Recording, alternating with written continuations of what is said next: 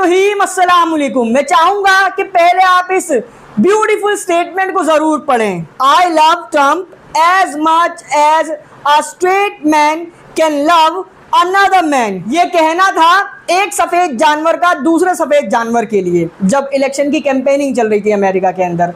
अब पता नहीं क्या हुआ है कि सारी वफादारी, सारी यारी, सारी मोहब्बत, सारा प्यार सब औंधे मुंह गिर गया है। दोनों एक दूसरे के कट्टर दुश्मन बन चुके हैं, एक दूसरे की किताबें खोल रहे हैं भाई साहब कि तुमने माजी में क्या क्या किया था, क्या क्या कर्मकांड किए थे। खासकर जो पैसे वाला सफेद जानवर है उसने ताकत वाले सफेद जानवर की पूरी पोल पट्टी खोलकर रख दी है। दरअसल में हुआ यूं था कि एक बिल पास किया था डोनाल्ड ट्रंप ने अमेरिका के अंदर। उस बिल के अकॉर्डिंग जो लोगों से टैक्स वसूला जाता है, हफ्ता वसूली जो की जाती है अमेरिका के आम लोगों से, उसको बढ़ा दिया गया। जैसे भारत में भी हर चीज़ पर टैक्स लगाया गया है ना जीएसटी के नाम पर, वैसे ही। और जो बजट है मिलिट्री का अमेरिका की, उसको और ज़्यादा बढ़ा दिया है कि हम मिलिट्री पर और ज़्यादा पैसा खर्च करेंगे। अब मिलिट्री से मतलब ये नहीं है कि अमेरिका के अंदर जो आर्मी मौजूद है अमेरिका की, उस पर खर्चा होगा। अमेरिका बाहर जो आतंकवाद पर पैसे खर्च करता है अपनी मिलिट्री के नाम पर, उन सब को मिलाकर फंडिंग वगैरह देने के लिए ये बजट तैयार किया गया है। और अमेरिका का सबसे बड़ा मिलिट्री बेस पूरी दुनिया में कहाँ है? मिडल ईस्ट के अंदर, जिसको आप जानते हो इजराइल के नाम से। तो इन तमाम को जो खर्चा पानी दिया जाता है वो मिलिट्री बजट के अंदर ही इंक्लूड होता है।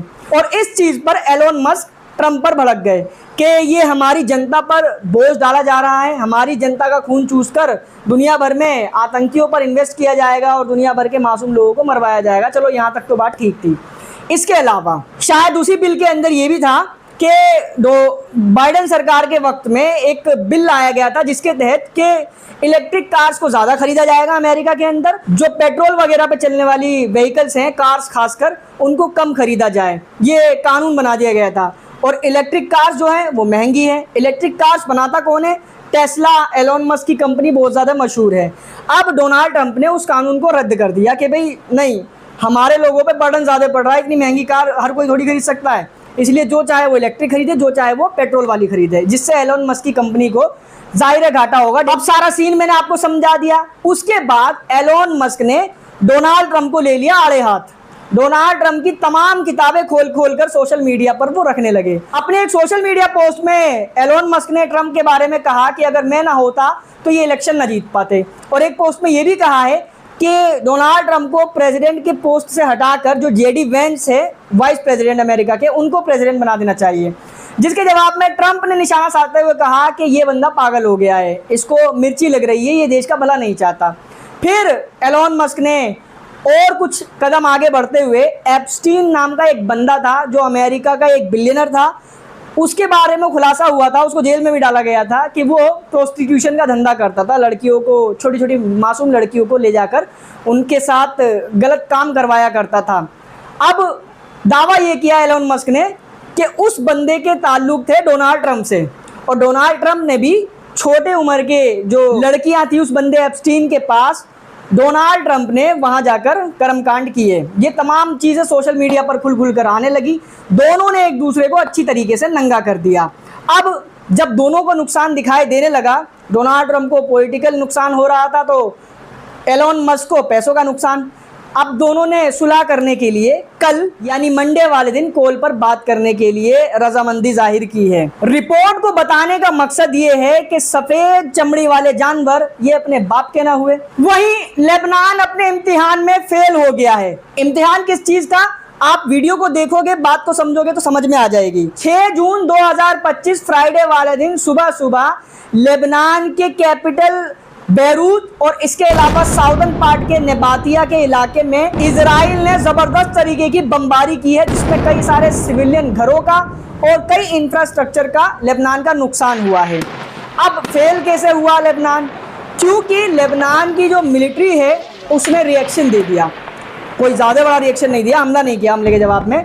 बस उन्होंने ये कहा कि देखो, बिना बात का, बिना किसी वायलेशन का, मतलब कोई रीज़न नहीं था इजराइल के पास हमला करने का, इसके बावजूद भी इजराइल ने हमला किया है।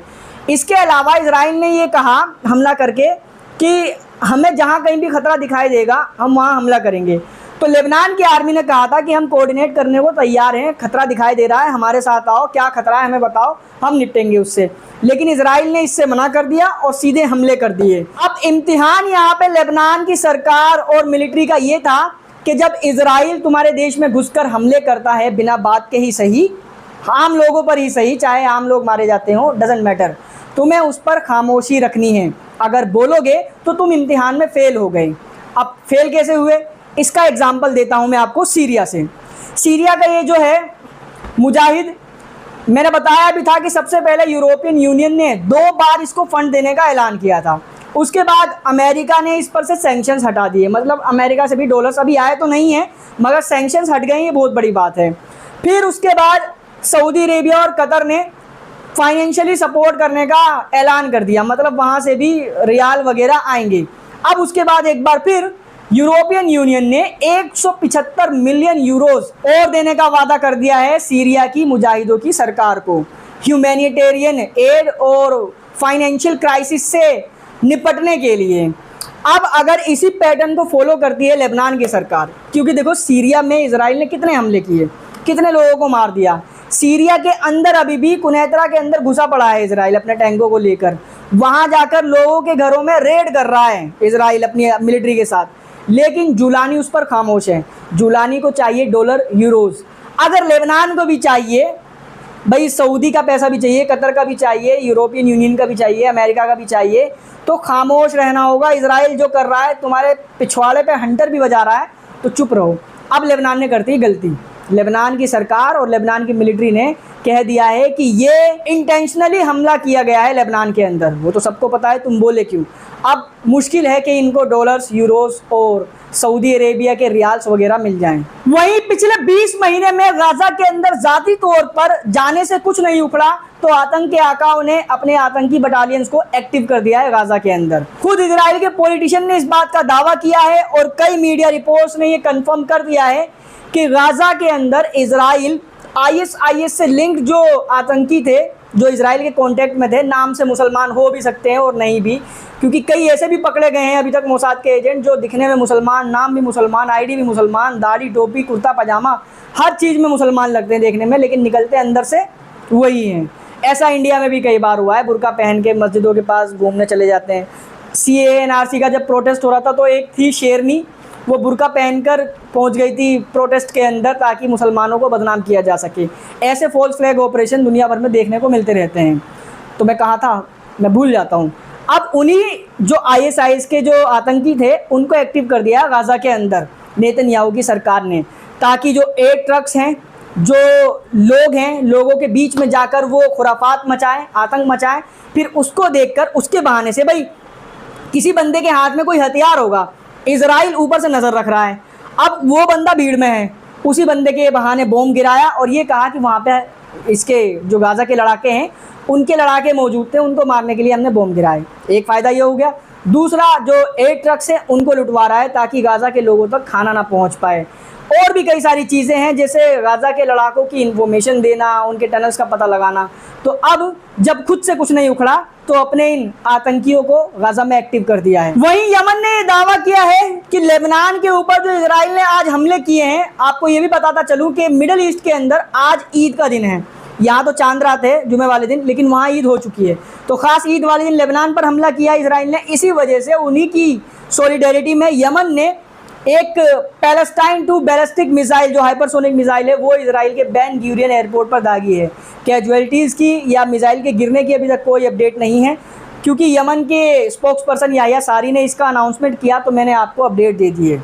इसके अलावा आपकी स्क्रीन पर एक और तस्वीर जिसमें ये दावा किया जा रहा है, जो हेलीकॉप्टर जाते हुए नज़र आ रहे हैं, ये गाजा के खान यूनिस से जो ताबूत में पैक कर दिए गए वो थे, समझ रहे हो ना, उनकी लाशों को लेकर जा रहे हैं। दावा है कि गाजा के खान यूनिस में एक बिल्डिंग में घुसे हुए थे चूहे, और उसी बिल्डिंग में गाजा के लड़ाकों ने एक्सप्लोसिव डिवाइस लगाए हुए थे जिनको उन्होंने डेटोनेट किया और वो बिल्डिंग कोलैप्स हुई, जिसमें 5 लगभग दावे किए जा रहे हैं, कोई कंफर्म रिपोर्ट अब तक नहीं आई है। दावे हैं कि 5 लगभग मारे गए और कई सारे घायल हैं जिनको ये वहाँ से ट्रांसपोर्ट कर रहे हैं हॉस्पिटल की तरफ। इसके अलावा एक और वीडियो आपकी स्क्रीन के ऊपर, दावा है कि यूक्रेन के अंदर रशिया ने खतरनाक लेवल की मिसाइल अटैक्स किए हैं, जो आप अपनी स्क्रीन पर देख सकते हो। अभी तो ये शायद शुरुआत है, क्योंकि रशिया के अंदर जो हमला किया था अभी यूक्रेन ने, उसका बदला अभी रशिया के पास बाकी है। बाकी इस वीडियो में फिलहाल इतना ही था। इस वीडियो को शेयर करें, चैनल पर नए हैं तो सब्सक्राइब जरूर कर लें। And thank you so much for joining.